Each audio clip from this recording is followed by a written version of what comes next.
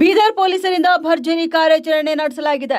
ಅಕ್ರಮ ಗಾಂಜಾ ದಂಧೆ ಮೇಲೆ ಪೊಲೀಸರು ದಾಳಿ ನಡೆಸಿದ್ದಾರೆ. 38 ಕೆಜಿ 476 ಗ್ರಾಂ ಗಾಂಜಾ ಜಪ್ತಿ ಮಾಡಿದ್ದಾರೆ. ಬೀದರ್ನ ಪೊಲೀಸರು 19 ಲಕ್ಷ ರೂಪಾಯಿ ಮೌಲ್ಯದ ಗಾಂಜಾ ಜಪ್ತಿ ಮಾಡಲಾಗಿದೆ. ಸಂಗಮೇಶ್ವರ್ ಕಾಲೋನಿಯಲ್ಲಿ ಅಕ್ರಮ ಸಂಗ್ರಹ ಹಾಗೂ ಸರಬರಾಜು ಆರೋಪದಡಿ ಖಚಿತ ಮಾಹಿತಿ ಮೇರೆಗೆ ಪೊಲೀಸರು ದಿಢೀರ್ ದಾಳಿಯನ್ನ ನಡೆಸಿದ್ದಾರೆ.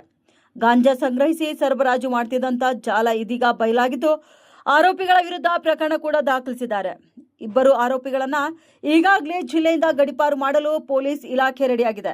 ಬೀದರ್ನ ಎಸ್ಪಿ ಪ್ರದೀಪ್ ಗುಂಟಿ ಈ ವಿಷಯದ ಬಗ್ಗೆ ಹೇಳಿಕೆಯೊಂದನ್ನು ನೀಡಿದ್ದಾರೆ. ಯುವಕರನ್ನ ಗುರಿಯಾಗಿಸಿಕೊಂಡು ನಡೆಯುತ್ತಿದ್ದಂತಹ ಗಾಂಜಾ ದಂಧೆ ಬಗ್ಗೆ ಪೊಲೀಸ್ ಇಲಾಖೆ ಇದೀಗ ಕಟ್ಟುನಿಟ್ಟಿನ ಕ್ರಮಕ್ಕೆ ಸಾರ್ವಜನಿಕರು ಮೆಚ್ಚುಗೆಯನ್ನು ವ್ಯಕ್ತಪಡಿಸಿದ್ದಾರೆ.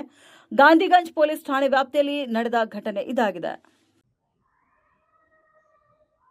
ಬೀದರ್ ಜಿಲ್ಲೆಯನ್ನು ನಶೆ ಮುಕ್ತ ಮಾಡುವ ಉದ್ದೇಶದಿಂದ ಏರ್ಪಾಡಾಗಿರುವ ಡಿಸ್ಟ್ರಿಕ್ಟ್ ನಾರ್ಕೋಟಿಕ್ಸ್ ಟೀಮ್ ಕಡೆಯಿಂದ ನಿನ್ನೆ ಗಾಂಧಿಗಂಜ್ ಲಿಮಿಟ್ಸಲ್ಲಿ ಒಂದು ದಾಳಿಯಾಗಿದೆ. ದಾಳಿಯಲ್ಲಿ 38 ಕಿಲೋ ಗಾಂಜಾವನ್ನು ವಶಕ್ಕೆ ಪಡೆದಿದ್ದಾರೆ. ಸುಮಾರು 19 ಲಕ್ಷ ಬೆಲೆ ಬಾಳುವ ಈ ಗಾಂಜಾ ಸೀಸ್ ಮಾಡಿ ಆರೋಪಿಯನ್ನು ದಸ್ತಗಿರಿ ಮಾಡಿ ಜೈಲಿಗೆ ಕಳಿಸಲಾಗಿದೆ. ಈಗಾಗಲೇ ನಾವು ಬಹಳಷ್ಟು ಸತಿ ಎಚ್ಚರಿಕೆ ನೀಡಿದ್ದೇವೆ. ಆದರೂ ಸಹ ಎಸ್ಪೆಷಲಿ ಇರಾನಿ ಗಲ್ಲಿದಿಂದ ಕೆಲವು ಅಪರಾಧಿಗಳು ಈ ದಂಧೆಯಲ್ಲಿ ತೊಡಗಿಸಿಕೊಂಡು ಸಮಾಜದ ಸ್ವಾಸ್ಥ್ಯವನ್ನು ಹಾಳು ಮಾಡ್ತಿದ್ದಾರೆ.